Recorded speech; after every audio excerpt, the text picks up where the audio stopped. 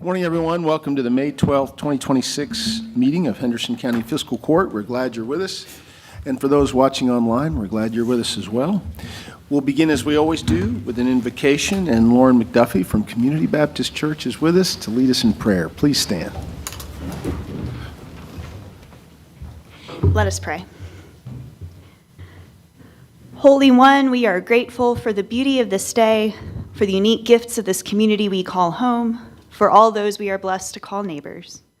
We thank you for all those who have gathered here this morning out of a willingness to serve our community, to work for a vibrant, safe, and welcoming home for our neighbors.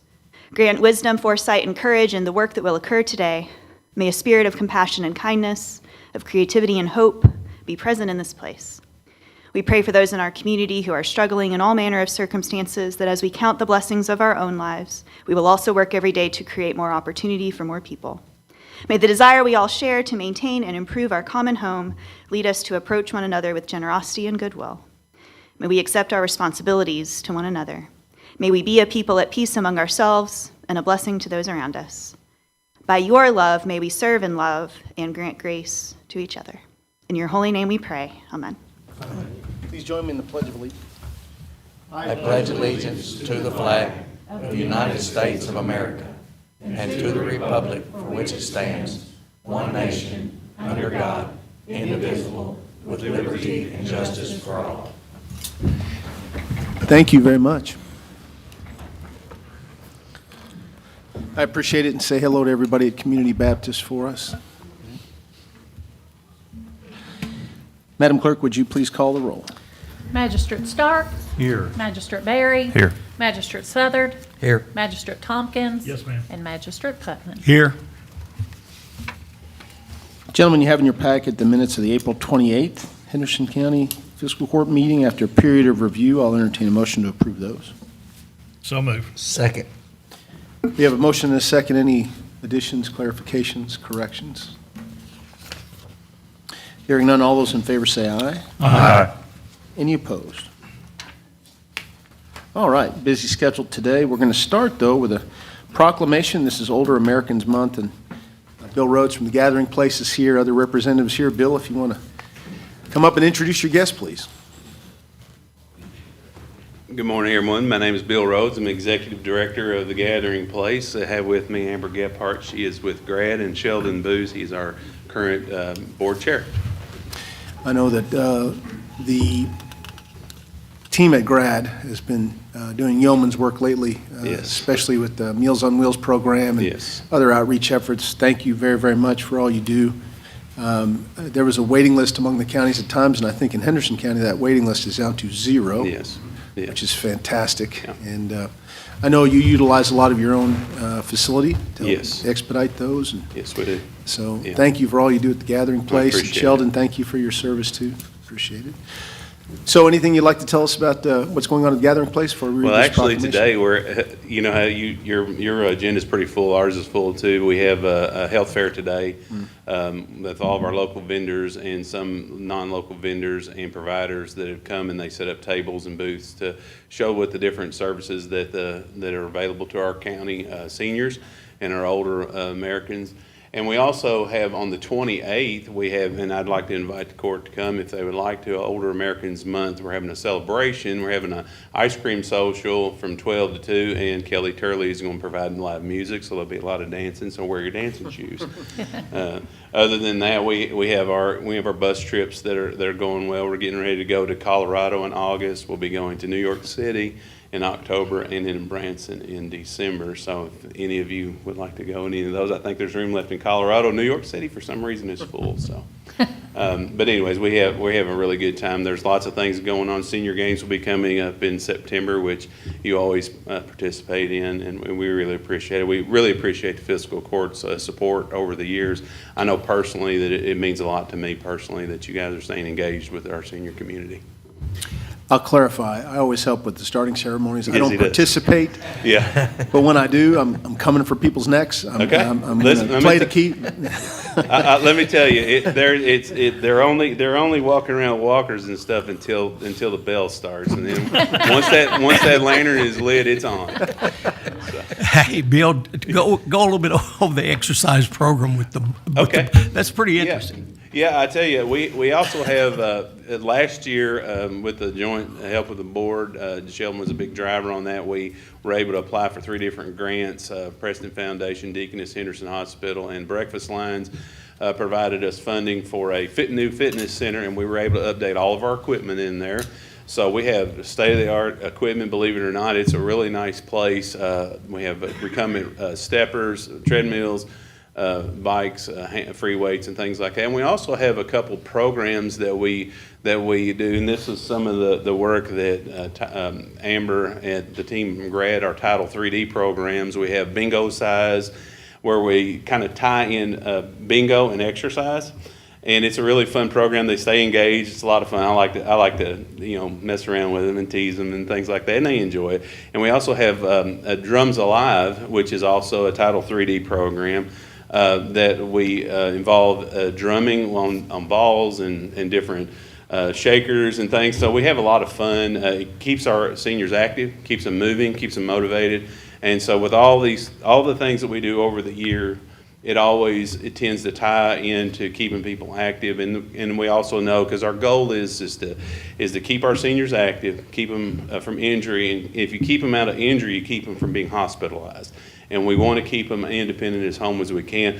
And as you've noted in past years, our home delivered meal program, the drivers that go to those doors, and they sometimes are the only other person that these folks see all day long. So they're a really integral part, and they end up becoming family more than just their meal driver. So it's a labor of love for sure, and we appreciate your partnership. The socialization. Oh, it's incredible. I mean, you'll see them light up, and at times we don't enjoy this part of it, but at times it's been part of life-saving things that we'll find them in situations where we're able to kind of be that first responders. I mean, some of you know, a lot of you know me. I've been a first responder involved in that community in this county for a long time, and it helps me to know that we have a link there that can help in time of need. So, yeah, that socialization piece, and we're the more that we understand of how isolation, COVID really brought a lot of things to the surface about how isolation can be, and it brought focus to it, and that's what we needed. We need to focus on the isolation piece, especially with our older Americans, and once we have those things in place, we're able to pay more attention to it, and we're able to provide services that let them know that they're a part of a bigger piece and not just by themselves. I just want to add one thing. I think I'm the oldest serving board member up there. Oldest, yes, sir. And I've seen Serving it member. make major leaps and bounds in the 13 years I've been there.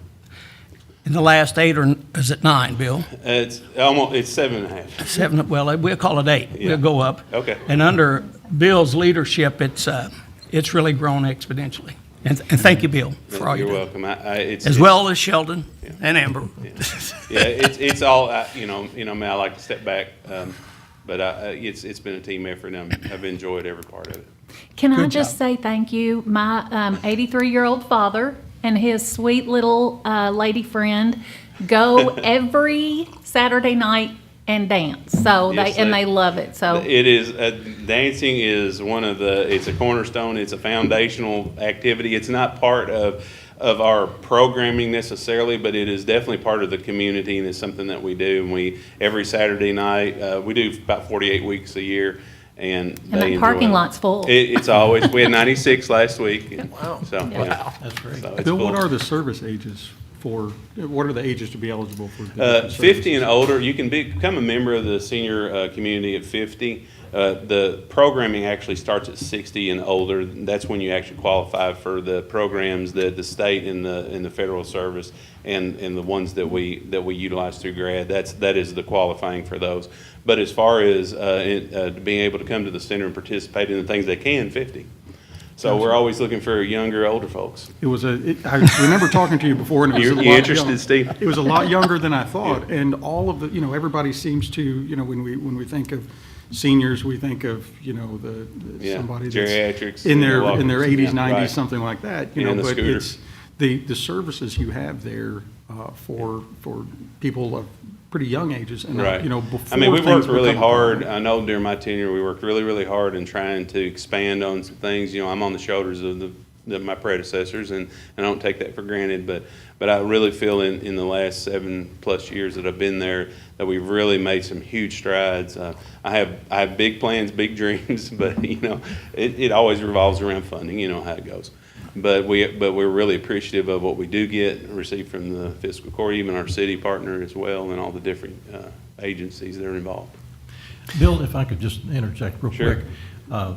Everything you've talked is great, but there's I think, a hidden gem there in that you help in so many other ways as far as counseling on prescriptions. And I think you can help people find lower cost prescription drugs and how to navigate Social Security and other financial issues that come up later in life. Yes. Just briefly talk about those type of things. Well, we have some, and I might let Amber speak to the way that we do the Medicaid checkup, is a Medicare checkup, they call it. That's in October, is that right?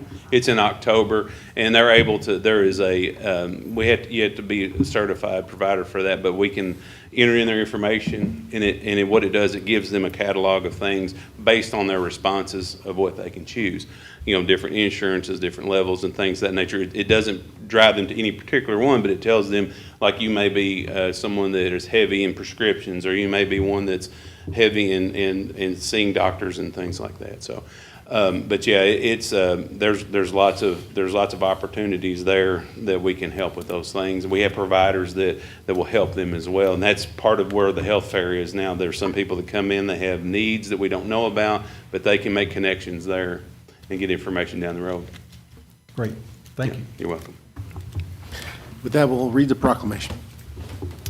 Whereas the month of May is nationally recognized as Older Americans Month, a time to recognize the ongoing contributions of individuals aged 60 and older, and to reaffirm our commitment to serving older residents in our communities. And whereas this year's theme, Champion Your Health, encourages everyone to be proactive and take an active role in managing their own health, advocating for themselves, accessing preventative care, and making informed decisions that support independence.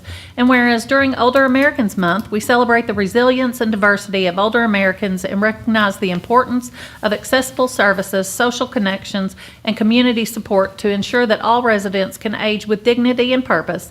And whereas Henderson County values the wisdom, experience, and lifelong contributions of older adults who have strengthened our neighborhoods, enriched our civic life, and helped shape our community's character.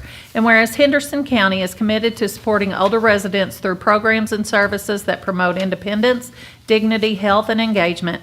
And whereas the Gathering Place serves as a vital hub for connection, wellness, education, and community involvement. And this year's celebration, featuring a community gathering with live music and ice cream social, highlights the importance of joy, social connection, and lifelong participation. Now, therefore, I, Brad Schneider, by virtue of the authority vested in me as County Judge Executive of the County of Henderson, Kentucky, do hereby proclaim the month of May Older Americans Month.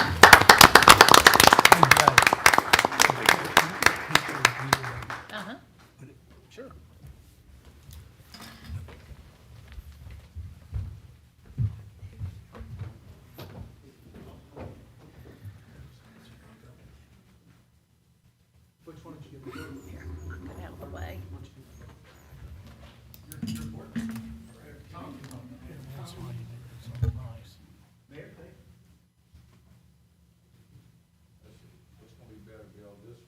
You just whatever you think.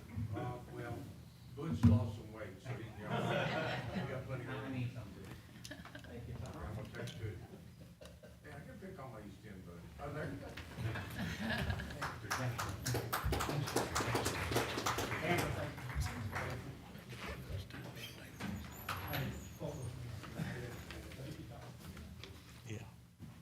Thank you, Gordon.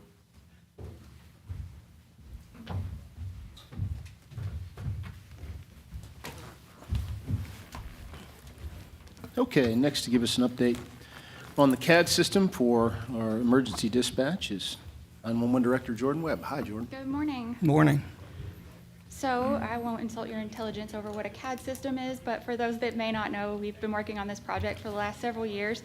This is the main operational system for 911, how we input information from the time of the 911 call and how we keep up with all of our first responders.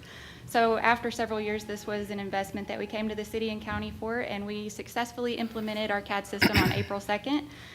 Since then, it's been a little bit of a learning curve for all of our staff. Of course, you know, nobody likes change, but we've seen great improvements, and specifically in the reporting, we've gotten great feedback from the Commonwealth Attorney's Office on how we can merge incidents together.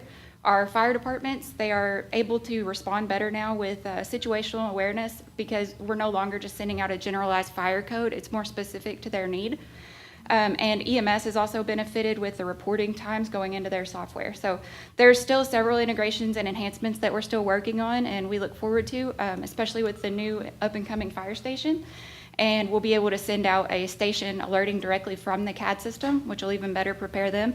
And then Kentucky Ops will be integrating into our system as well in the future. So that'll be great for our law enforcement agencies. But I do want to thank you all and everyone involved in the procurement and implementation process. Like I said, this was a major undertaking that's been going on for several years, and this provides us the capabilities that we need for next generational technology. So, any questions from anyone? Any questions? Could you repeat that? Sorry, I talk fast. It's part of the job. No, it's good to hear it's up and running. I know it's been, you've ridden this horse for a while now, and with some stops and starts because of your diligence. I appreciate that. We got the best deal we could for the best equipment we could get. So Yes, sir. thank you, and I'm sure we'll be doing more updates of various components of that whole communication system. So we look forward to helping that way. Thank you. Thank you, Jordan. Thank you so much. Okay, we have an appointment to the Board of Assessment Appeals. This is to finish a term that Howard Moran previously served, and he asked politely if he could step off that committee. And so I have a appointment to make with Fiscal Court's approval, and I'd like to offer Tara Dixon, longtime realtor here in the community, very involved in the community. I try to look for people with real estate background or assessment backgrounds, appraisal backgrounds, things like that. And she stepped forward quickly, and I talked to Tara, and I think she'd be a terrific addition to the appeals board. And you know that only meets once a year when people have a window to appeal the assessment, the value assessment of their property from the PVA. So that's what that board does. And so Tara Dixon, can I get a motion? So moved. Second. Motion and a second. Any other questions? All those in favor say aye. Aye. Any opposed? The Henderson City County Human Rights Commission appointment, we're still working on that, so we hope to have somebody to bring to you by next meeting. Charles Johnson is working on that as we speak. Charles with us? Yeah. Yep. Up next is a Warm Center CDBG update. I'm going to call Deputy Kurt Wiesen up to give us that update. Good morning, y'all. Morning. All right, as you know, every year, we always do a warm grant through GRAD. This has been ongoing since 2007. Most recent years, I forgot, since I think 2012, 2013, it's been $200,000 a year. No problems at all. With federal funds tightening up, it means DLG is tightened up on the requirements and everything else. One thing that caught their eye this year was that the judge's wife, Kelly, sits on the board for the Warm Center. So to alleviate any conflict of interest, any perceived conflict of interest, we would like the court's permission to, for the judge to recuse himself from any dealings with the Warm matter. Kelly has resigned from the board, so this will not be a conflict next year, or perceived conflict. And the other thing DLG has suggested is that the fiscal court authorize me to execute any and all documents relating to the Warm grant for this year. Can we get a motion to that? So moved. Second. We have a motion and a second. Again, we had no issues up until now, but just in overabundance of caution, and to make sure Warm Center gets its grant money without any issue that flow. Yeah. Any other questions? All those They'd in like to favor say it's just a flow through. So flow through. All those in favor say aye. Aye. Any opposed? Thank you. Thank you all. Thank you, Kurt. Next, we'll call up Planning Commission Executive Director Brian Bishop. The City County Planning Commission updated its comprehensive plan, and I'll ask him to give us an update there. I believe it's updating the goals and objectives. Correct. Morning, folks. As Mr. Gold said, we sent you an update to the goals and objectives. This is the first step of reaching the solar cap that the fiscal court has requested the Plan Commission address. So what will happen next at our June meeting, we will introduce Chapter 12, which specifically deals with solar farms and the cap. That is something that the Plan Commission itself will pass. It does not come back to the fiscal court. And from there, we will originate the zoning text amendment that will officially put the solar cap in written form that will be entered into the zoning ordinance. Mr. Gold, is that fair to say? That's my understanding. So that is a brief overview of what's happening. We specifically added 2 new objectives, which I won't bore you guys with reading, but I'll do my best to answer any questions that you have about the process. You have the resolution in your packet and also the resolution that was passed at the Planning Commission. And Judge, I neglected to mention, this gets sent to the fiscal court, the city of Henderson, and the city of Corden, and there will be 3 separate votes. So technically, there could be 3 different versions of the comprehensive plan, but historically, that has not been the case, but it is a possibility. And Brian, Any other I think maybe to just make it clear what the changes to the objectives, we're changing a couple of different or addendums to the goals and objectives, making it clear that large-scale solar energy systems providing off-site capacity are deemed inconsistent with additional or new development of those. Correct. Deemed So, inconsistent with those goals, right? The first goal is balancing land use, which is stated wisely planned for local land uses in appropriate locations to maximize quality design and minimize the adverse impacts of development. The new objective of that goal will read, notwithstanding anything to the contrary in this comprehensive plan, goals 1 above is deemed to be inconsistent with additional or new development of large-scale solar energy systems providing off-site capacity, commonly referred to as solar farms in Roberts and the unincorporated areas in Henderson County. Such new or additional development should be prohibited as contrary to the community's aesthetic values, preservations of agricultural land, encouragement of diverse economic development, preservation of nearby property values, environmental protection, and health and safety and welfare in general. The second update was to protecting natural systems, Goal 1, protect and enhance the quality of the natural environment while permitting appropriate development on suitable lands. The new objective there will be withstanding anything to the contrary in this comprehensive plan. Goals 1 above is deemed to be inconsistent with additional or new development of large-scale solar energy systems providing off-site capacity, commonly referred to as solar farms in Roberts, and the unincorporated areas of Henderson County.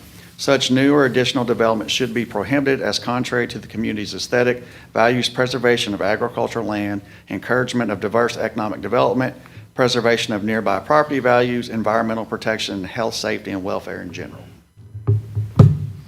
And so these goals and objectives are what is approved by the bodies, the fiscal court, city commission, and city council. Correct. And then that's what the planning commission then uses to generate the comprehensive plan. Is Correct. that The actual, and by doing that, we're creating an entire new chapter, which will be Chapter 12, and our plan is for that to go to the June Plan Commission meeting. Gotcha. I just wanted everybody to understand there's a difference between goals and objectives and the comprehensive plan. And I think Mr. Gold makes a good point. The goals and objectives are legally required to be adopted by the legislative bodies. The Plan Commission has the discretion to the body itself, so that's why there's a new chapter, which you guys essentially entrust the Plan Commission to do. Any questions? Thank you, guys. Magic Tompkins, you led this. Any thoughts? Can't happen soon enough for my liking. I appreciate all the hard work. I know it's been longer than what we wanted, but I appreciate the fact that we stuck in there and did things the right way and getting the desired results. You know, we've done our part, like I said, and time to move on. Thank you. Thanks. Thank you. We will read this resolution. Resolution adopting the recommendation of the Henderson City County Planning Commission, HCCPC, to amend the goals and objectives of the Henderson County, City County Comprehensive Plan, deeming additional or new large-scale solar energy systems providing off-site capacity, LSSESOC, to be inconsistent with said goals in compliance with KRS 100.193. Whereas KRS 100.1, should that say 183? 183, Okay, okay. KRS 100.183 to 100.197 requires the planning commissions to prepare and adopt a statement of goals and objectives to act as a guide for preparing and amending the comprehensive plan. And whereas pursuant to KRS Chapter 100 and all other applicable law, the Henderson City County Planning Commission held a public hearing to discuss proposed amendments to the goals and objectives of the Henderson City County Comprehensive Plan on April 7th, 2026. Whereas said proposed amendments deemed additional or new large-scale solar energy systems providing off-site capacity, LSSESOC, to be inconsistent with the goals and objectives of balancing land use and protecting natural systems, and whereas the HCCPC passed a resolution dated April 30th, 2026, adopting and recommending amendments to said goals and objectives, and whereas the Henderson Fiscal Court deems it in the best interest of the citizens of Henderson County to adopt the proposed amendment to the goals and objectives of the Henderson City County Comprehensive Plan. Now, therefore, it be resolved by the Henderson County Fiscal Court that the amendments proposed by the Henderson City County Planning Commission are hereby adopted and recommended by said body by resolution dated April 30th, 2026, which is attached hereto and incorporated herein, as if reiterated verbatim, are hereby adopted. Get a motion? So moved. Second. We have a motion and a second. Any other questions? All those in favor say aye. Aye. Any opposed? Okay, the next resolution, it regards the grain bin training facility that we've been talking about for some time, and I'm happy to report we've made a lot of progress on that. J&B Mechanical here, Jesse Johnston helped us develop both a design to think about and then a series of specs that we can use to bid out the project. After conferring with the city, because we're building it at their training facility on 5th Street, we thought it best for them to bid out the package and then oversee the construction because it's on their property, it's their utility hookups. We will still pay for the prop to be built, and then after that, the city will own it, maintain it, schedule it, working with local volunteer fire departments, oversee the training. And we think it's a great addition to training for all first responders here because, you know, our ag community is important to us and protecting them in what can be a very difficult situation if we have grain bin falls or, you know, anything involving getting in a grain bin to help rescue somebody is important. The training's important. And this will be, I think, the first facility of its kind in the state. Before they had used traveling props, they call them props, but training facilities that were good to an extent, but not kind of real life, more real life training circumstances. So we've gotten a lot of good feedback on this. We're happy to partner. I'm thankful to the Henderson Fire Department for allowing them to site it, and hopefully we'll be able to break ground later this year and have it built fairly quickly. As you know, we budgeted up to $300,000 for it. We think we can get under that price. Just have to see how the bidding goes, but we've reached the point where we have an agreement with the city in front of you, and I'm excited to get that project farther down the line. So if anybody has any comments or questions, we can read the resolution. And this agreement has the fiscal court reimbursing the city for all of the various costs during the construction phase, design, engineering, construction, installation, insurance, all of that during the construction phase. And then at that point, it is the cities to maintain and insure. We did already pay Jesse Johnston for his design work.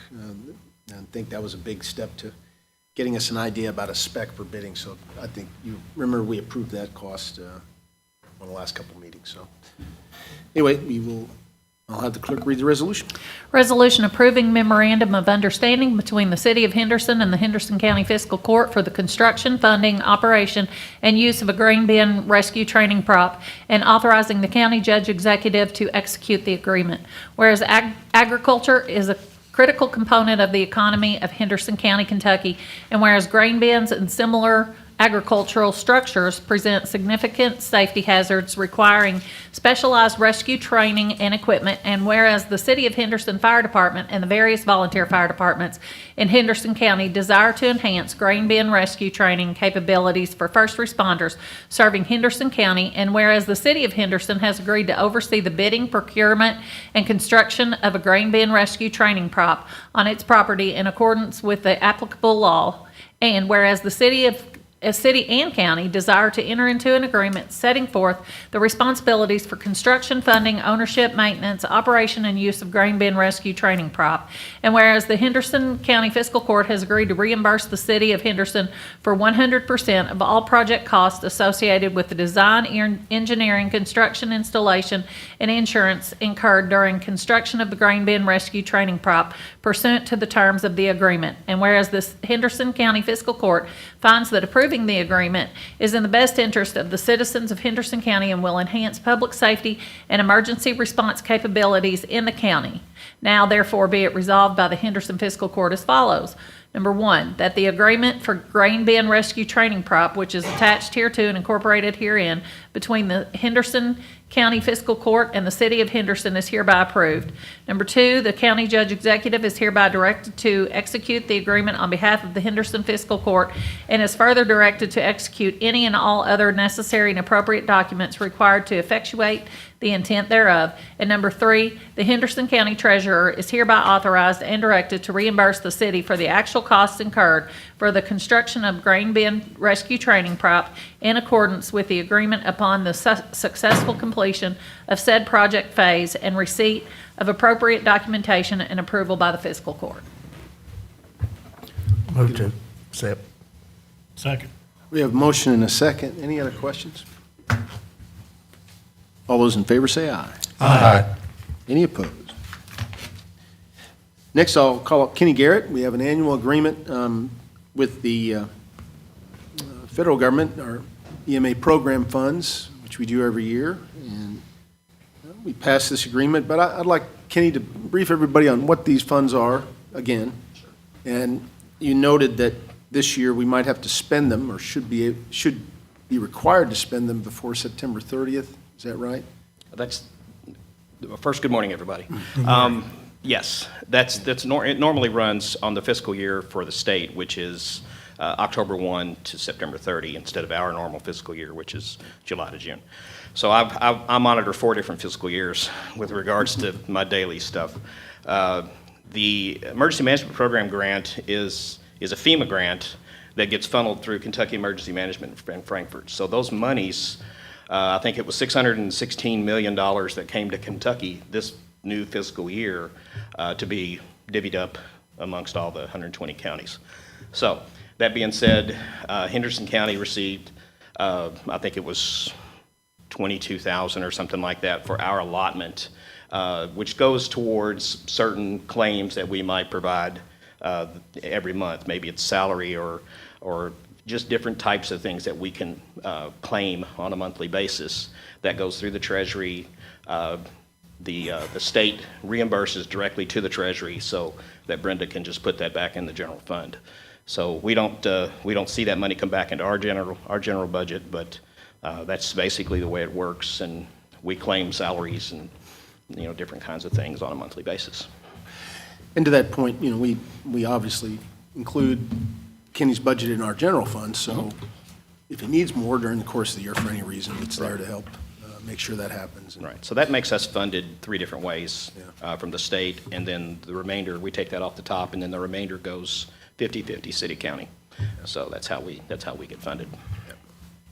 Any questions there? And we'll read the resolution. Thank you. Thanks, sir. Thanks, Kenny.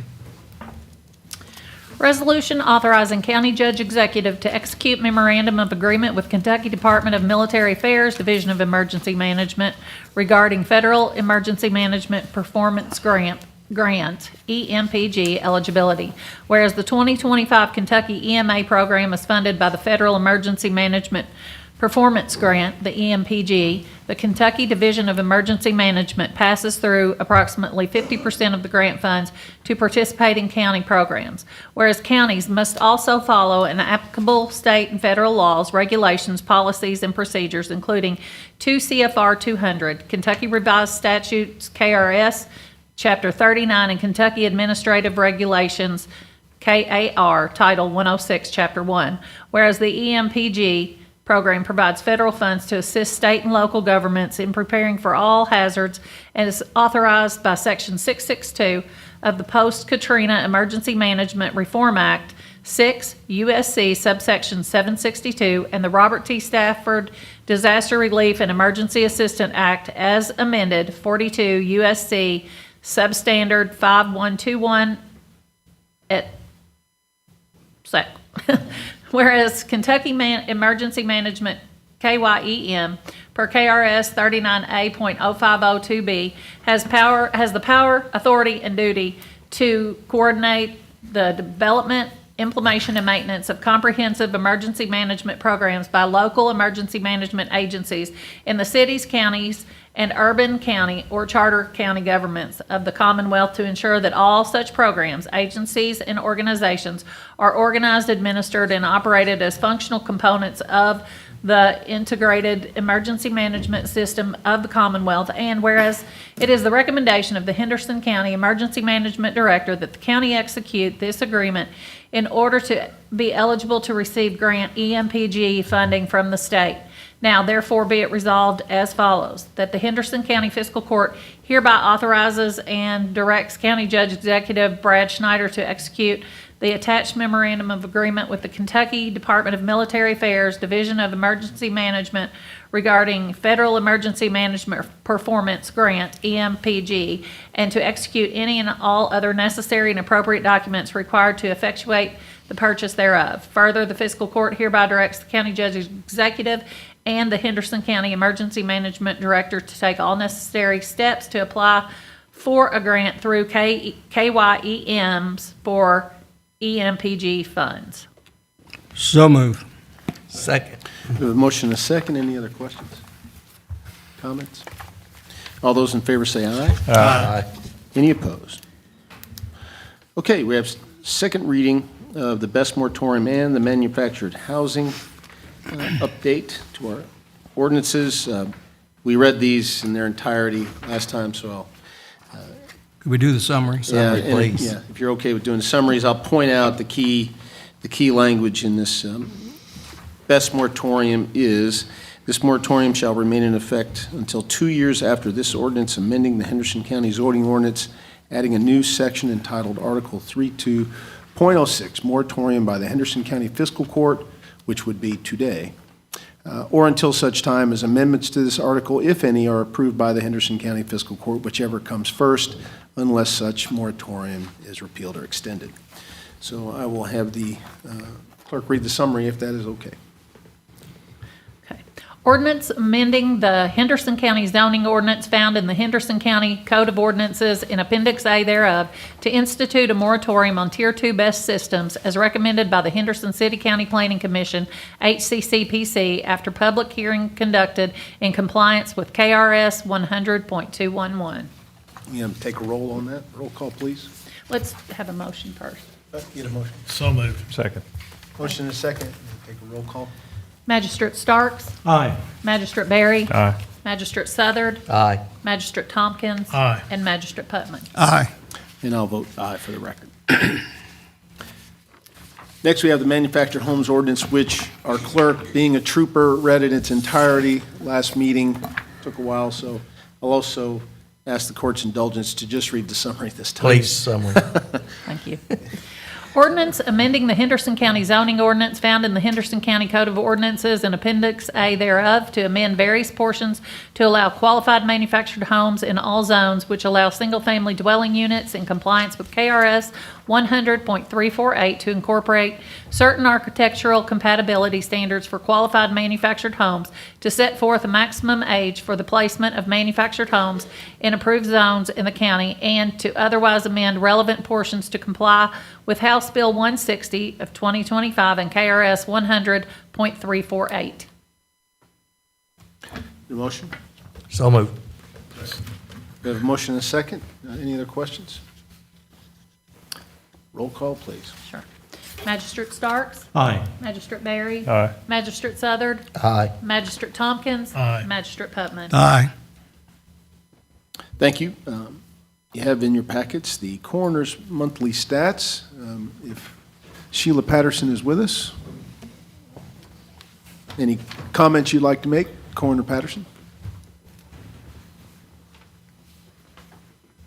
Morning. Good morning. As you can see, we have continued to stay busy. We are currently 12 over what we had for this time last year, so we have stayed busy. We have also had 50 cremations that we've signed for over and above what we do as cases. But this time, last year, we had 61, so it's still in the ballpark. As you all are aware, we had a severe accident that we took care of on Friday, and our prayers are with that family. But it's staying busy. Any questions? Remind me, when we have a traffic fatality like that, which was horrible, what you do in the aftermath, what your steps are after that happens. Basically, we try to get that scene taken care of. We allow the police to take pictures if they're going to do a reconstruction before we move the body.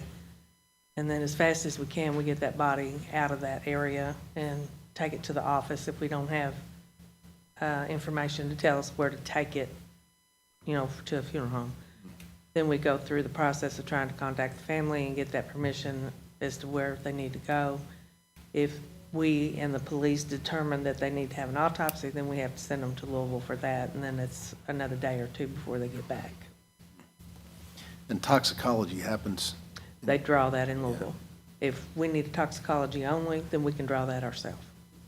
And I'm not trying to be, disrespectful. I just think it's interesting or informative to hear what happens in the aftermath of one of those things. And, Yeah. Because generally, my thought is they're there to investigate whatever happened. We're there to take care of the person who's deceased. So when they're finished with what they need to do, then we go ahead and take care of the body. Any other questions? That actually made me think of something. What's that? Not to pile on, but we had the Meals on Wheels and the senior citizens. What's the process like for if you were to, find a family member deceased, a parent or a loved one or things like that? If it's an unexpected death, Yes. then they will call, most time the family will call 911. If they're under hospice care, they will call that nurse who's on call. But if we're involved in taking care of it, then we go to the scene. If we don't have family contacts at that point, then we'll take that body back to our office until we can get that notification the family made and work through that process. I was just curious, that's something that you don't You start know, thinking about, but after hearing the stuff we were talking about, mobility and, the not having outside access, that made me think of, obviously the worst case scenario there. Well, the police get called to do welfare checks, and Right. that's the way we get some of our cases. And sometimes those poor individuals have been down Yeah, absolutely. several days, sometimes weeks, but, Right. unfortunate but true. yeah, And just a reminder, we do have cooler facilities at your office, correct. Yeah, so, It might be a thought to maybe look into doing a freezer space for some of those that we have long-term. Because unfortunately, Sometimes we we have do. some of those. Well, we can talk about that, certainly. Okay. Any other questions? no. Okay. Thank you. Thank you, Thank you. Sheila. We Thank you. appreciate it. Always a little dose of reality when Sheila gives her reports. Yeah. It's part of what we do. Yeah. Next, I'll ask Bruce Todd and Chris Grelland to come up, and anybody else, talk about an adjustment in your personnel policy. And welcome. Asked Colonel, once the state, we were losing inmates, I asked Colonel to look at using county inmates, and I guess he gave it to somebody that knows how to take care of it, so I'm gonna let her have it, and she's gonna address all the stuff. Good morning. Morning, Chris. Good morning. So we, the inmate population over the last decade has changed a lot. And inmates that we would typically use or be able to house through our contract with the Department of Corrections that had maybe low-level drug felonies, minor theft felonies, things like that. The temper of the Department of Corrections and sentencing guidelines has changed, and there's been a move, and I don't disagree, but there's been a move towards alternatives to incarceration. So the numbers that we used to house, inmates that you would see working on the side of the road, taking care of the clover leaf, we just don't have those numbers anymore. It's become difficult for us to even maintain our own facilities, maintain our kitchen, maintain our grounds, keep the garden that we've been doing for a number of years. So we tried to think outside the box a little bit of how we could expand our work population. And what we are looking to do is, we did a pretrial study, pretrial housing study last year for Frankfurt. And inmates who are pretrial detainees but are holding on felony charges, it could be that they have a bond they can't make. It could be that they've returned because of some type of a violation of their probation or monitored conditional release. We are housing them as county inmates for an average of 1 year, these individuals. So what we would like to do, what we are hoping to do, is create a work classification for these individuals. We refer to them as grand jury inmates, but they're inmates who are there pending on felony charges. We've set criteria for what we would be looking for in terms of who would be eligible. These are not individuals that would be working outside. These are not individuals that would be on any road crews. Because of their pretrial status, these are individuals that would help us to maintain our interior facilities. So floor workers, for instance, individuals to work in our laundry, individuals to assist in the kitchen. And we've come up with, I believe you have some documentation in front of you. We've come up with a way to set criteria and determine who might be eligible, and then provide compensation for them as a result, if they are able, if they meet our criteria, if they're cleared by medical and are willing to work, then there are some incentives that we're going to be offering them to be able to do that, to help boost our work population. It is not what it used to be. Again, this is voluntary on their part. They have a reward system, so. It is. Yes.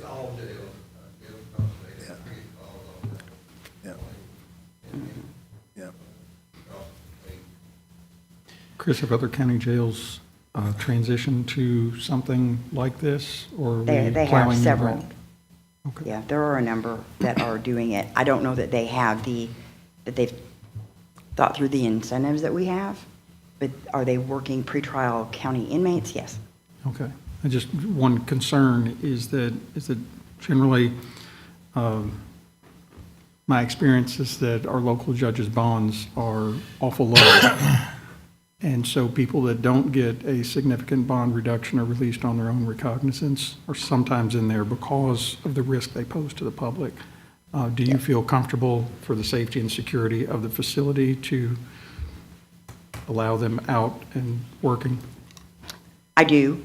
We are not going to consider any individuals with violent or sexual pending felonies. We are not going to consider anyone that has any pending A or B level felonies. These are going to be individuals that if and when their probation is revoked and they go back to state or DOC status, if and when they're sentenced and become controlled intakes, there, ultimately, we're looking at individuals primarily that would end up being classified as what we would consider community custody level inmates.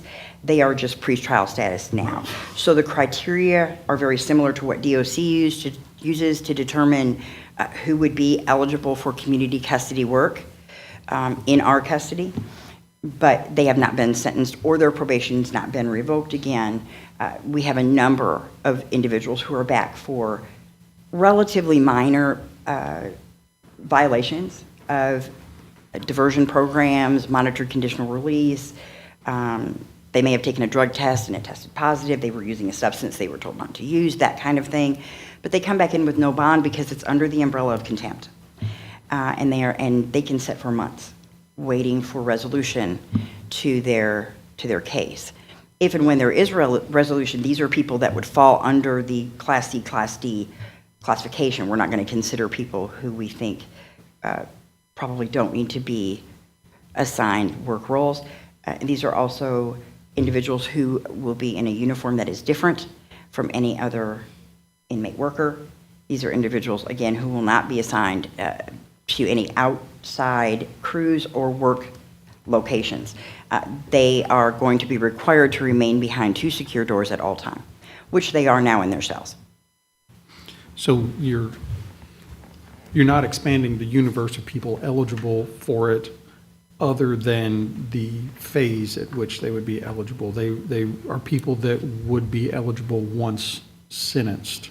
But it's just, you're just moving the point at which they could begin working back. Is that what you're saying? You're not expanding That's a pretty good who would be description. eligible? Okay. Yes, yes.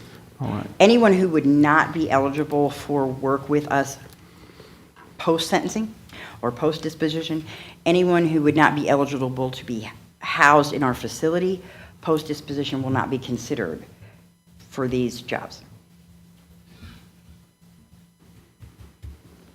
Any questions? I appreciate the flexibility, ingenuity to get what you need and to help them if they want to. So we need a motion to approve this change in the policy. So moved. Second. Motion and a second. Any other comments or questions? All those in favor say aye. Aye. Any opposed? Thank you. Thanks, Chris. You have the sheriff's monthly reports in front of you. This is the normal report. I'll entertain a motion to approve those. So moved. Motion and a second. Any other questions? All those in favor say aye. Aye. Any opposed? Mr. Gold, your payments. Judge, I've got 4 checks today. Jail fees, $252.50. Interest, $81.38 and $244.13. County reimbursement, $3,902.10, bringing today's total to $4,460.11. And the fiscal year total to date, $251,423.26. Motion to approve. Second. We have a motion and a second. All those in favor say aye. Aye. Any opposed? Treasurer Ryder. And a reminder to the gang, time of year when we're filling in, making adjustments based on what's happening here at the end of the year. The budget that we put at the beginning of the year is always a guess, an educated guess, but towards the end of the year, money always needs moved around to fill in gaps, and that's why we have a fairly lengthy transfer list, but they're all within the confines of the total budget, so. The transfers are as presented, adjusting appropriations within the current budget through the fiscal year end. This includes computer expenses for a future building inspector assistant position, Canoe Creek mowing budget for fiscal year 26 was actually $40,000. There has been some additional expenses incurred for chemicals and spraying, which was not part of the original budget asking for that transfer. It also includes the animal control truck, which was approved at the April 28, 2026 meeting. Another transfer is for the Columbia Local Incentive of 2022. In February 25 of 2025, the agreement was amended by the Economic Development and approved by the court. Once these requirements are satisfied, the local incentives include $275,000 from the fiscal court and $275,000 from Four-Star Industrial Development. These funds will remain in escrow with the economic development until activated by Columbia, which is in the very near future. Also, I have a cash transfer from the grants fund to the jail fund, $64,887.67. This is to correct electronic fund errors of the April 2026 bank statement of the Bureau of Prisons for housing, and this includes the periods of October through December of 2025 and January through March of 2026. Couple comments there. It's actually good to see Columbia very close to fulfilling its promises on hiring. They haven't, and the treasurer mentioned activation. When they have reached that goal, they tell the state that they are ready to receive their incentive, that they've met all those requirements. That's called activation. And then, as she mentioned, economic development will hold these funds in escrow until the state approves all that, and then they will release them. So that's how that works. And again, good to see that Columbia is reaching those hiring goals. And any other questions? It seems we can't go a meeting without having to correct some EFT deposit from the state, but we'll keep trying to tell them where to put the money, and they don't seem to ever get that quite right. So, I move to approve the transfers. Motion and a second to approve the transfers. Any other questions? All those in favor say aye. Aye. Any opposed? You have claims? I have claims. From the general fund to Coroner Sheila Patterson, $1,361.32. This is for the fiscal year 26 coroner training incentive and is to be paid with the May 21st, 2026 pay. This is to come from the coroner's training incentive appropriation line. To Best One Tire, $784.50. This is for sheriff vehicle parts and labor and is to come from the sheriff's vehicle repair appropriation line. To On Time Service, $4,124. This is for courthouse plumbing repair and is to come from renewals and repairs courthouse appropriation line. From the jail fund to Advanced Document Solutions, $795.14. This is for the copier contract and is to come from the data processing appropriation line. From U.S. Bank, which is the credit card, $12,515.47. The majority of this, $7,961.60, is for providing employees with credit monitoring for 1 year after the employee security breach incident which recently occurred. This and other expenses appropriation lines are from the equipment appropriation line and from the staff training and conferences appropriation line. From the LGEA fund to the Humane Society of Henderson County, $39,928. This is for the purchase of a 2025 Chevrolet truck. The purchase was approved at the April 28, 2026 meeting and is to come from the Humane Society appropriation line. From the Economic Development Fund, Henderson Economic Development, $275,000, and this is for the local incentive for the Columbia 2022 expansion project and is to come from the Columbia Incentive Appropriation Line. Move to pay the claims. Second. We have a motion and a second to pay the claims. Any other questions? All those in favor say aye. Aye. Any opposed? Thank you. Before we go to the full good of the county portion, I'm going to ask our former mayor, Mayor Tom, to come up and give us an update on a plan that an organization he represents and the city are working on that may eventually involve help from the county. Well, my apologies, gentlemen, I don't have a small packet because there's been some minor changes to the layout and design of this proposed project, but I'm going to give each side something for you to just follow with as I walk you through this. And I promised the judge I would be brief today.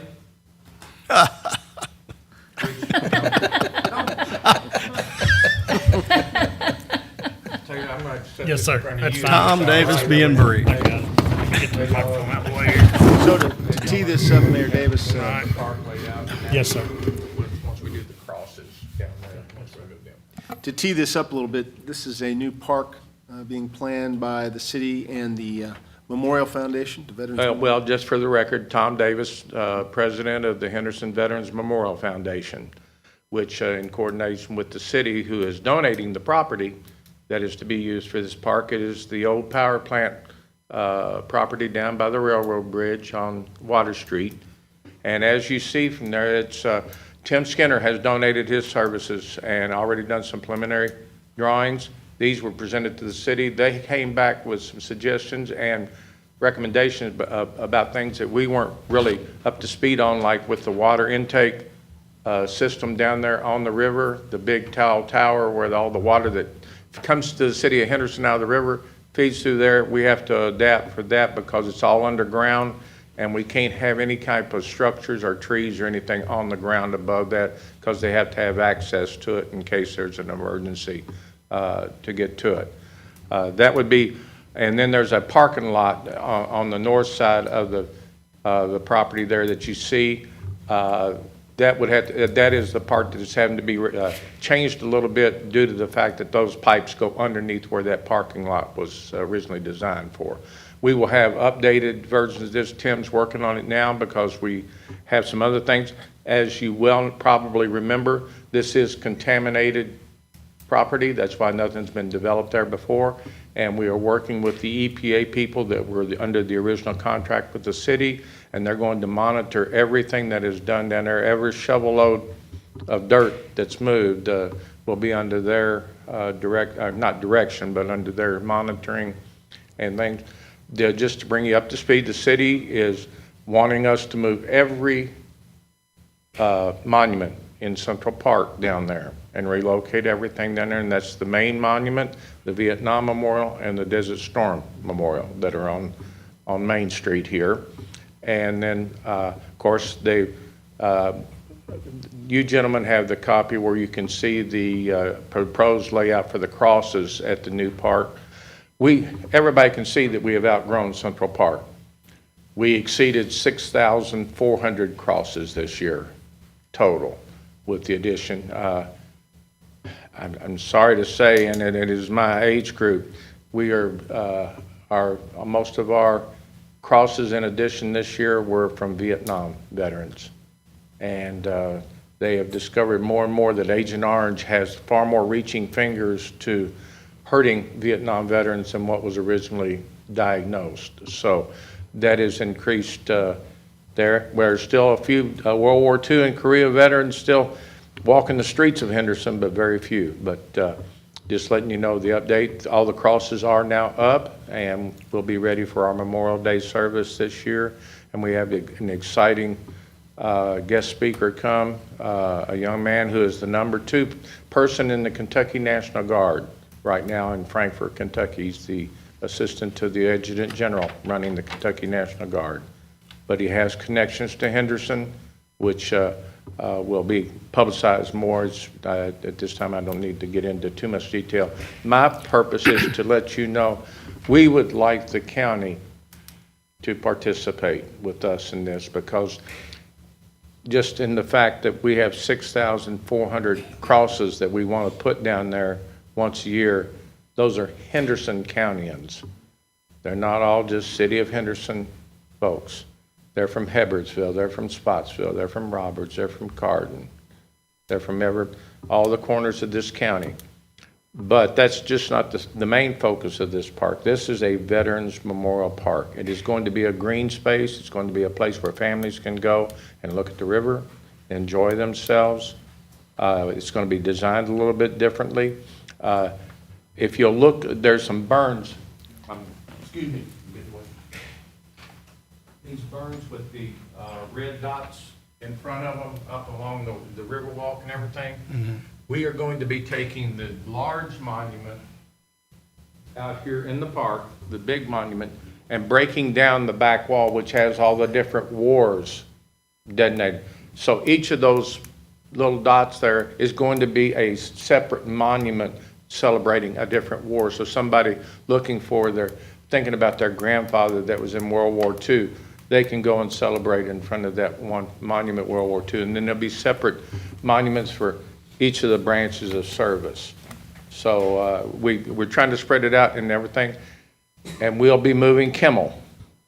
Emerald Kimmel from the riverfront will be moved over there, along with the displays and all the bricks that are on the ground before that. But the addition to that, also part of our fundraising, there's going to be a statue of each of our Medal of Honor winners, Luther Skaggs and Gary Littrell. We each have a statue the same size as Kimmel. And this will be located in a walkway, creating a honor walkway. And it have room, if there ever is the opportunity for another statue, another memorial of some type for somebody from Henderson, very special, there'll always be room for them. But that's just another way that we're going to celebrate our veterans in Henderson County. So this is one thing. We have gone back and forth. We've met several times with the city. We're talking about, budget-wise. That's another reason I'm here, gentlemen. And I don't hesitate to tell you, we're looking at a preliminary budget. This most recent one from Tim Skinner and the city is right around $1,200,000. And the city right now, I just met with the mayor again yesterday, and the talk was at $300,000 from the city, this park plus the property. I would like this board to, I know you're in your budget, that's why I came and sat in on your budget workshop the other day, to just see where y'all sit financially. I was being nosy. But I would like for all of you to have your discussions and see what the county would feel like doing and participating with us on funding this, because it's going to be something that each and every one person that is from Henderson County can be proud of, because I think you've seen the work that our organization does and how we try to do it, and I think you'll know this will be a first-class facility once we get it finally, once Tim Skinner gets finished with it. And Andy Rideout from Days Garden Center has volunteered his assistance for all of the landscaping, and because he's the one that came out with the tree layout. He's coming up with the trees that will mature quickly, so that we will get some coverage down there. We moved into Central Park by the gazebo to get off of Main Street, because we had some people have health issues when they were sitting out on Main Street in the heat and direct sun. So we are under the trees there. Once we go to the river, we have already had discussion. This is not going to be a mature enough area for us to put people out into an open area on the river. We're talking about probably going to where you have the W.C. Handy Festival in the Audubon Mill Park, having our service there, and then having a video presentation of the crosses all the time that we're doing that service in the park, just so people would have the ability to be sitting in the shade and have some cover there, because the first week of June, the last week of May, they're already talking, it's going to be 88 degrees this Sunday. Folks, summer's on its way. But any questions at this point? Tom, just curious, on your layout there, what's the maximum capacity for the crosses? For the crosses? Yeah. Just on that one? Yeah. This one right here is just showing the current. Yeah, okay. What it would be for the 64. We have all of this area over here for at least another 1,000 or so crosses. Sorry to say, because old man on the board at the Senior Citizen Center, yeah, okay. You're a year older than me, so don't go there. 1 year. 1 year. 1 year. So don't go there about old stuff. Tom, you said the city was donating the property. Does that mean they're transferring ownership of that land? No, to sir, the it War was, Memorial Foundation? it will still be a city park, but they're letting us move our monuments there. And there's other things we got about 3 stages, and we're in stage 2. And this is to get ourselves to the point where we have a proposed budget, because we want to start our fundraising for our part of it. And we've already got people committing and wanting to commit, and we want to make sure we have something that says this is what we hope to do. Now, there were and with, like I said, with the contamination, you know, everybody, I mean, the last thing I did as mayor was the $1 million to clean that site up from the power plant. And you go 4 feet down in the ground and it's a plastic sheet covering up the ground, and then there's 4 inches of clean soil, 4 feet of clean soil on top of it. So, I mean, but they also, that firm in Louisville has a foot-by-foot map of where, when they did their drilling their Core samples. core samples, they know what we're dealing with down there and where. So that's why some of the things that Tim has placed in certain places, we don't really have to worry too much about contaminated soil. We will have to do it, dig and test it, and they will be there right on site. But we're pretty much where we've got the monuments, the big monuments designated for, we're in pretty good shape. But no, it's still going to be a city-maintained park. So they will do the ongoing Oh, maintenance? yes, and things. ongoing Good. maintenance. But we've already got people contacting us wanting to make donations of in-kind services for the construction. So, I mean, once word that the city wanted and us were negotiating on this, people are just really coming forward because they've always supported veterans. I mean, it took us 2 weeks to get the $100,000 to build the monument down here in Central Park back in 1996. I mean, it took just a couple of weeks for people to come forward. And so I feel like that this proposed program, and if you haven't seen the news coverage about our crosses and and if you haven't walked through them, folks, if it don't give you goosebumps knowing that these 6,400 people signed up and served this country, you don't bleed red, white, and blue. It's a powerful thing, and But, we're a community that... Your mom was down there on TV. Oh, yeah. I know. Yeah, I know. We're a community that never forgets between Yeah, what the War Memorial Foundation does and our Veterans Day program at South Well, Middle and I want to give things like kudos. I want, while I got the floor for just a few more minutes, Judge, I'm sorry. I want to thank publicly right now the young ladies from Warren who handled each and cleaned each and every cross and made sure each of them had an American flag on them. And all the bases, they put 6,400 bases down, and they out there and they lined them up and put the tape measures down and measured them off. They're all there. And then the middle school students from North Middle School, I went down and met with them to thank them, that put up each and every cross. I mean, the teacher that had them, he said, they have to turn volunteers away from the kids that want to come down and help do that. And it was fun to watch them just get out there and go at it. I mean, and then the big kudos is to the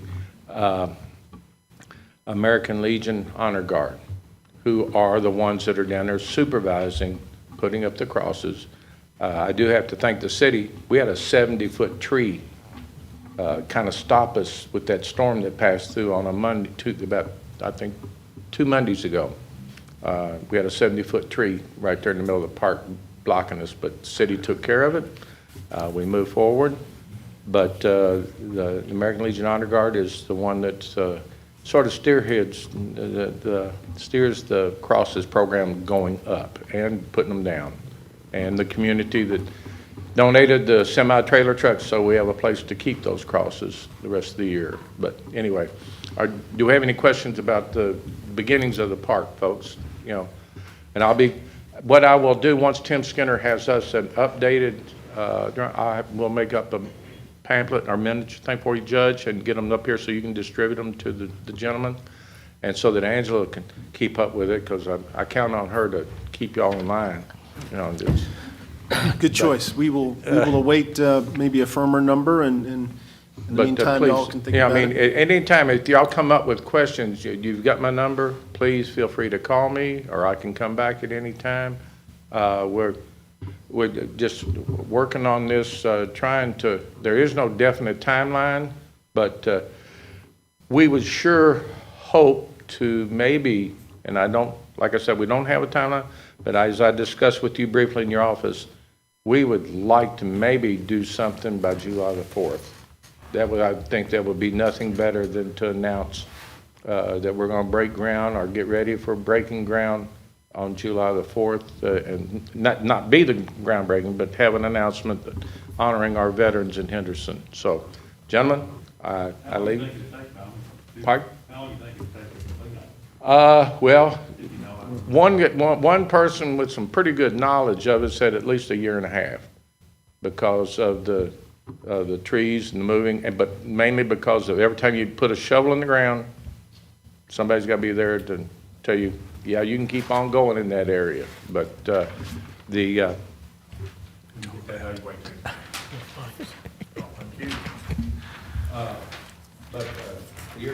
we don't look, we probably will have to improvise and work in Central Park again next year. And that's where I'll probably have to beg on the county judge again and you folks for maybe, we've been averaging anywhere from 85 to 100 crosses a year increase. We're maxed out. We're all the way to the church over on the corner of Washington and Elm. We may have to use a line maybe on the front lawn out here, maybe put a few crosses out on the front lawn of the courthouse here. Not a problem. But but I was going to make a comment.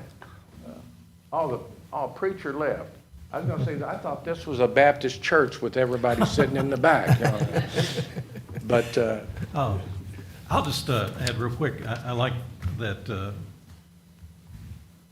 Andy has put together a great variety of different species of trees that are well suited for urban settings, but especially the bald cypress. Our mutual friend, the late Roy Pullen, would be very happy to see that because that's a native tree that he was hoping to get reestablished. Tulip popular. I like this design, and I like this idea. When he came and talked to us, he said, I'm going to bring you some trees, especially in the common area, that will be quick developing so you can develop some shaded areas. But the others, like along Water Street, are for more decorative things. And then all the things where the little red dots were, those are burns. Those are not trees. Those are going to be like azaleas and things like that. You'll think you're walking through Augusta National. Or Arlington. Yeah, and well, that was also one of the things discussed. I don't want to get too off the take. In the very beginning, we sort of said, well, do we want to put some undulations in the park so when the cross is up, it does imitate Arlington? And we said, no, we got to go with what's going to work for everybody.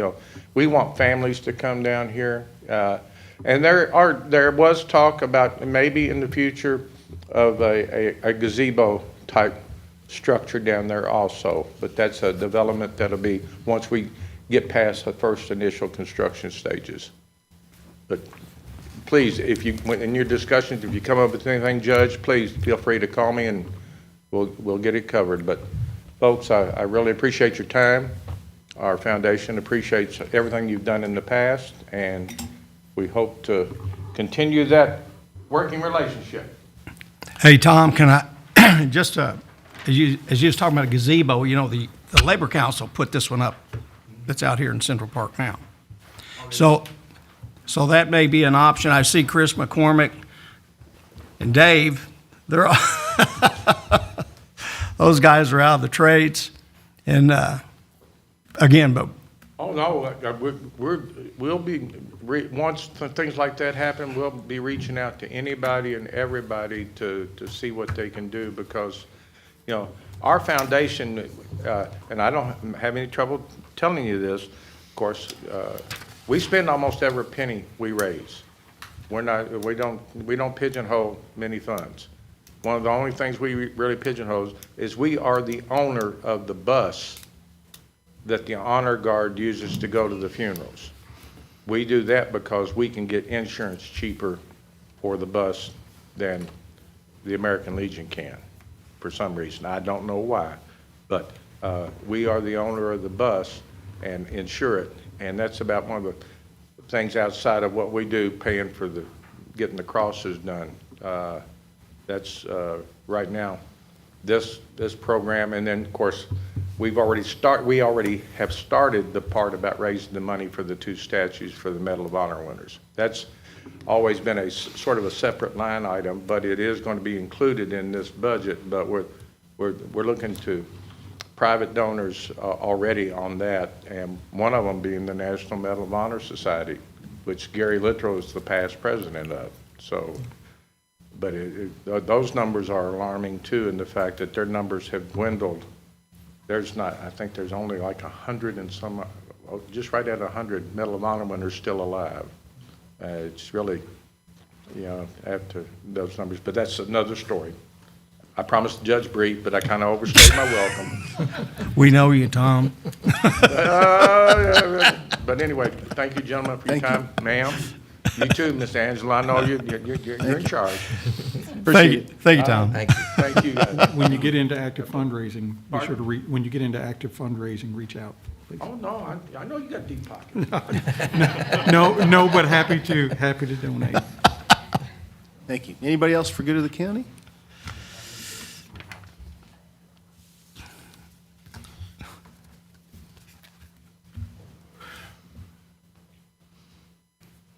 Please introduce yourself. Deirdre McConaughey. Good news is I'm not asking for any money. Start there. I will edit down some of what I had prepared for today.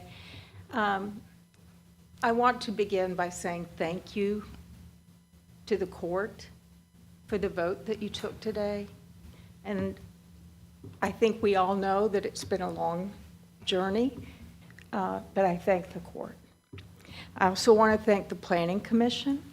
The Planning Commission is doing a wonderful job under difficult times with 3 industrial energy forms that we, as a community and a government, struggle to get up to speed on. And the Planning Commission was instrumental in helping guide myself and the community along the way to provide you something that you could vote on. The Planning Commission works hard for their dollars. I'd also like to thank the community because, as you're probably aware, they weren't aware for a long time. And as it stands now, there are people that I've never met that have come and asked me questions. And it's unbelievable to me to hear them use the vocabulary of lithium-ion batteries. First, they know what a BESS is, and then ask about thermal runaway. So our community has come a long way in their awareness and their education, and so I want to thank them for that. The timing of this moratorium, I think, is indeed, this vote, is very timely, and I just wanted to share one thing. There was, I believe because you'd had conversations, Judge, that said that there were no projects upcoming, and so that was during discussion about whether or not to have a moratorium. So that got me to thinking, so I did go to the MISO queue to see, what is listed there. And I made a copy, only one for you, Steve. I don't know who else to give it to, but you guys know where to find him.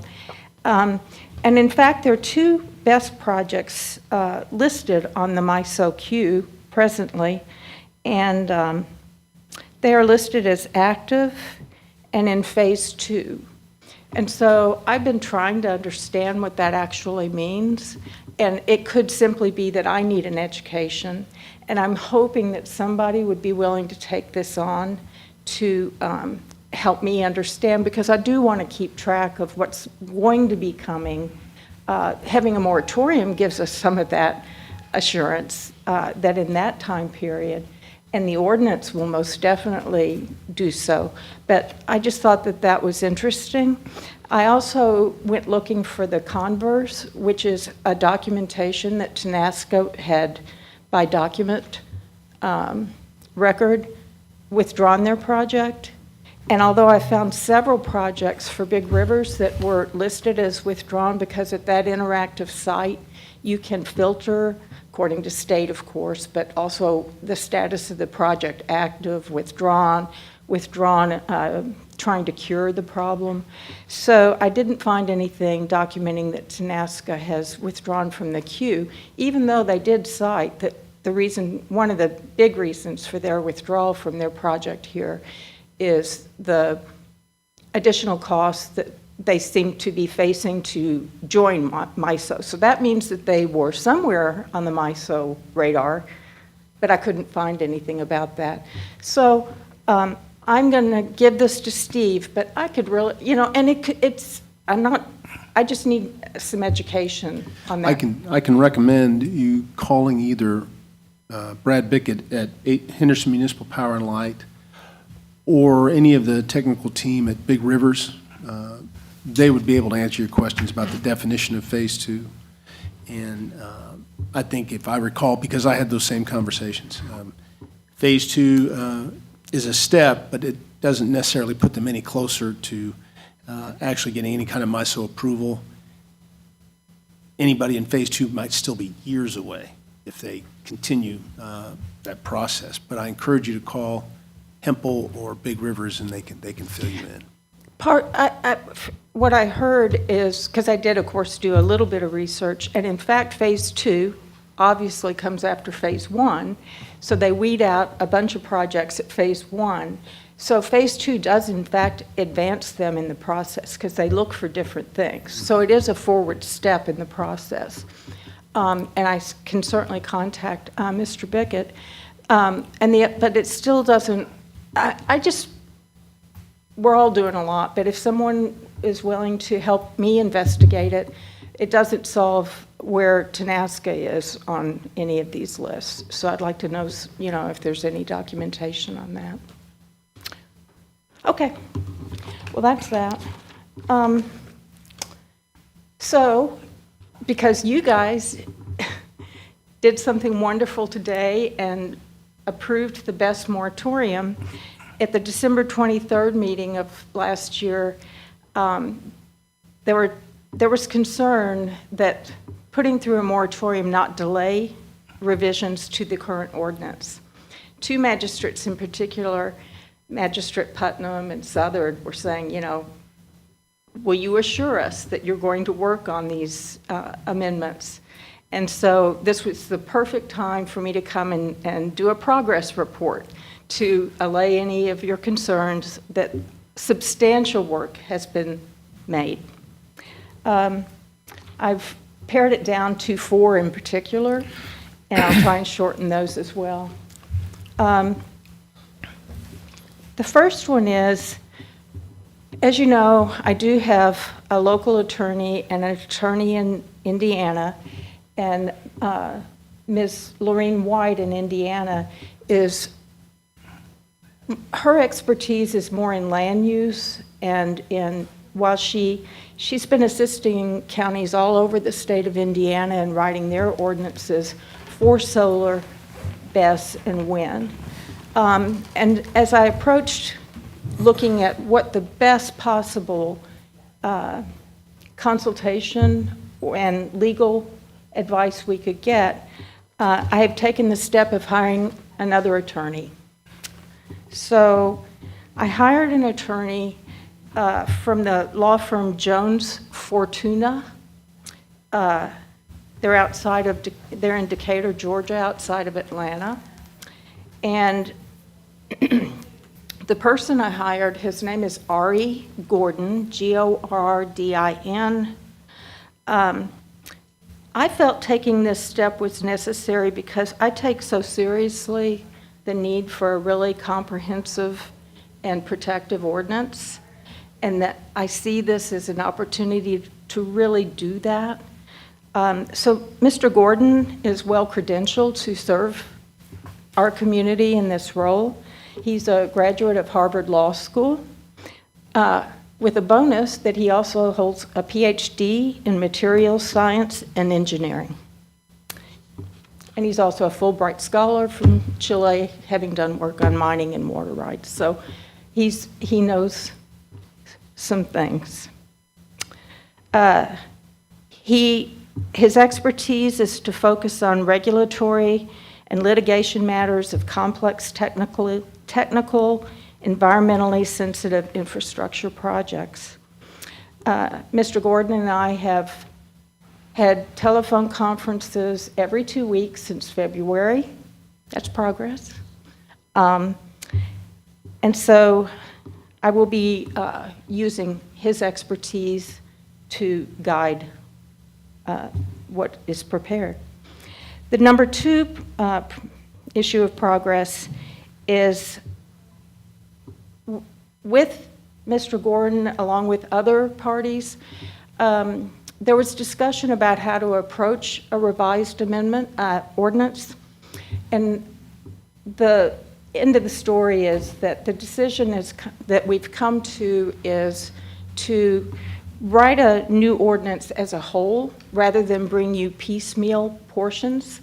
At one time, Steve and I and others there's some changes that are easy to make, but I think it would be exhausting and confusing to piecemeal try and bring you something, let's vote this now, let's vote. So what you will be eventually asked to weigh in on and vote on will be an entire ordinance. Number 3, as far as the work in progress, there's obviously been a lot of data gathering other model ordinances and real-world ordinances, particularly because real-world ordinances have, out of necessity, become more prevalent and more up-to-date and more informative.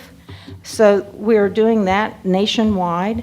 We're also, of course, reviewing the updates for the NFPA, which recently came out, to see how they can inform the changes that we will need in our new ordinance.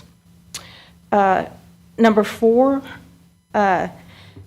substantively, the first area that we have been working on, which is not to say there aren't many others, has been on fire and safety and emergency response. We have been reaching out to contacts where data exists from other communities that unfortunately have had problems of all nature, but certainly of catastrophic event, that we can learn from their unfortunate experience. 2 fires that we are actively engaged with are from the Moss Landing fire. Their fire was in January 16th, 2025. And the interesting thing about them is that they are located near San Jose State University. And the Moss Landing Marine Lab there had been gathering data because they have wetlands there, just as Henderson does, water issues. And so there is a baseline for comparison pre and post fire. So that's a very, interesting sort of thing. And also at the Moss Landing, we're finding that even the EPA has changed some of what they consider to be the most stringent consideration when they're trying to assess toxic metals that may have ended up in the soil and so forth and so on. So the Moss Landing data is something we're actively searching through. The other big fire that we're making contacts about is the village of Warwick, New York. Their last big fire was at the end of 2025, December 19th. That was actually the 3rd fire since installation of that vest that they had had. And the interesting thing there is that they are finding lots of problems with trying to decommission. The site is now condemned. As of December 24th of 2025, it became condemned. And they're having a lot of problems decommissioning or dealing with the remaining batteries and so forth and so on. So those are just 2 examples of the in-depth real-world fires that we want to learn how the governments, speaking to their town managers, their fire chiefs. That's what we want to do, is what have you done, what would you do differently, sort of thing. So that's some of the progress that we've made. It's pretty active, and I can assure you that we have made significant progress, but I'm going to still do what I promised. I'm going to follow Magistrate Tompkins' suggestion. I'm going to work as fast. We are all going to work as fast as we can to make it the best that we can. So, are there any questions? Thank you. I just want to, I want to thank you for your engagement in this issue, but also your ability to talk about complex issues like these and articulate some of the friction points without contempt or name calling or anything like that. You've always been so great at being able to articulate the real, kind of when you strip away all the stuff where the rubber meets the road type issues, and I really appreciate that.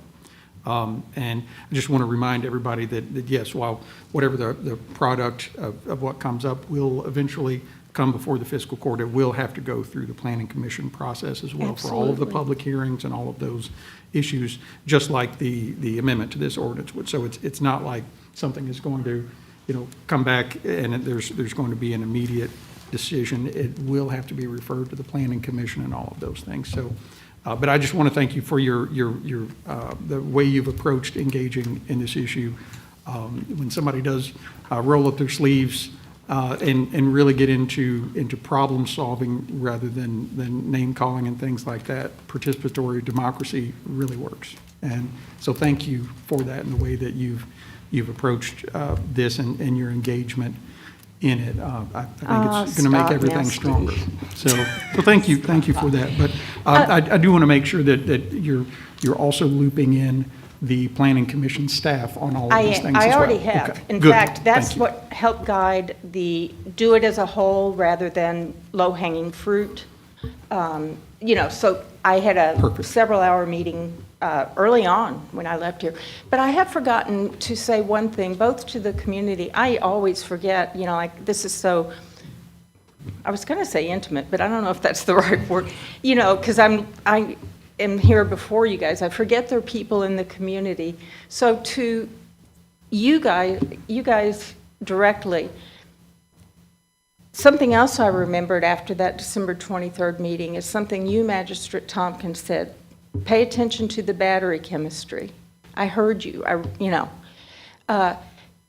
I need at any time for any of you, because we agreed we'd do this as partners. Anytime. I don't care if you just jot it down. And so I have contact information, and I say, because I just realized, anyone in the community, this is a time for anyone to participate, and I am perfectly happy to give my contact information. I don't know if I should do it like here. I don't know how you recommend. I don't know. Anyway, any recommendation you would have, because I do want people to be a part of the process, very much so starting with you guys. Okay? Thank you, Deidre. Thank you. You're welcome. Thank you, and I'll add my here to what Mr. Gold just said about civil discourse. Anybody else for good of the county? Hearing none, I'll start with Magistrate Starks. Thank you, Judge. Good morning, everybody, and thanks for being here, and especially those online. I just wanted to say again, thanks, Deidre, and everybody that's participated in the meeting this morning. A lot of great information, a lot of good things going on in our county. I want to say a big thank you to the Garden Club. In transparency, I just joined, so I think I may be their only male member, I'm not sure. But in any case, they have been involved in planting the planters here in the Central Business District. And I didn't even get to help with that because they got finished a day earlier than expected. So they're looking good, and they'll be out for the rest of the season. So congrats on that. Just would like to give a big salute to the graduating class. of Henderson County High School. Of course, it won't be long before they put on the caps and gowns again. And I saw a sign the other day, and I thought it's pretty cute, but it kind of tells the tale that the tassel is worth the hassle. So congratulations to the seniors, and also those graduating from our community college, from the Central Learning Center. It's a very special time of year to recognize all those folks. And of course, a very special day, a week from today, in all of our state and in a lot of our country is Election Day. So I just encourage everyone eligible to please, exercise your right and go vote. And with that, I think I've covered it all, unless there's something I've left out. Everything else is good in the fifth. Thank you. Magistrate Barry? It's always good to go after a radio guy because he's got it covered. Only thing you didn't mention was it's a pretty day. I can think of that. Thank everybody for being here. I want to thank Nick again. Nick's been taking care of some road projects for me. He does an excellent job. Thank you, Nick. I think all's good in one. Thank you, Judge. Thank you. Mr. Gold? Things are good in the county attorney's office, Judge. I still work with the best team of dedicated legal professionals you're going to find anywhere. So that's always a pleasure to be able to do. As was talked about, Election Day is coming up, and just want to say, number one, I want to go back to Ms. McConaughey and her ability to make points effectively without name calling. That's something that we've seen a lot of in a whole lot of things where it's really easy to disagree with somebody, and that's kind of what cable news wants us to do. If we disagree with somebody, we now, it seems like, have to assume that they're evil. Well, people can have disagreements, but when you have contempt for someone, when you have anger plus disgust, that's when you're expressing contempt, and the eye rolling, the name calling, things like that. There's not a but politics exception to the golden rule. Name calling's not leadership. It's the last refuge of those who've lost the argument and won't admit it. There are ways to make points. We should have civil discourse. We should disagree. I'm not saying we shouldn't disagree. We should disagree better.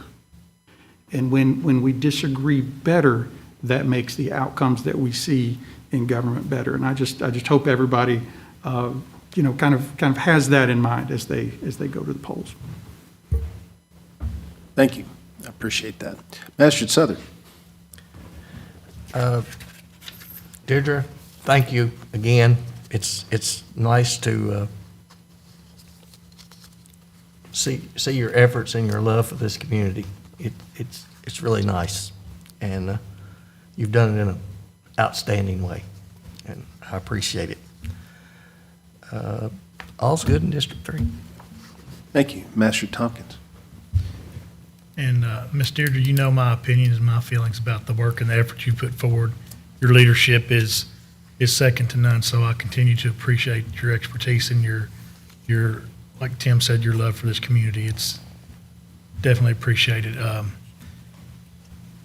To echo what Keith said about Nick and his team, we continue to work on projects and things, and I just got a text earlier during court about the good job that Nick and his team do, from not only the quality of the work, but the professionalism and the politeness that the crew has when they're out and interacting with the public, and that's a direct reflection of leadership. So great job to Nick and his team, and everything else is good too. Thanks, Judge. Thank you. Magistrate Putman? Thank you, Judge. Deidre, again, my hat's off. All this, thank you. I know it's in your heart to do what's right, so we appreciate all you do. So thank you. Early voting, I think, is out at the Archery Center Thursday, Friday. Okay, Thursday, Friday, Saturday. So if for some reason you can't be here on the 19th, you be sure you get out there and vote. I want to thank the city for what they're doing in the 4th District as far as paving. You know, where I live, I get a lot of traffic that just come and complain about the roads, especially right there in my neighborhood in Harris. You know, so I was tickled to death to see them out there milling last Friday. I think they're going to pave it Wednesday. But anyway, hats off to the city. And again, Judge, thank you for all your efforts and everything you do to try to keep us running smoothly, and all the magistrates. So again, all is good in the 4th. Thank you. I appreciate that. I want to compliment again our department heads, other elected officials, the members of the court. We had a very productive and smooth budget workshop. I like it when, with the input of all the constitutional officers, we can get through that, in one meeting, because we are all in agreement, and both sides of the ledger look good on the heels of a current budget year that is also shaping up very well for our ongoing efforts. So thanks again to everybody that participated in that meeting, and I'm glad we're able to knock that out. We should have first reading of the new budget next fiscal court meeting. Again, we mentioned May 19th, next Tuesday. I encourage everybody to vote. And I will say that no matter the outcome, I have thoroughly enjoyed serving with this fiscal court.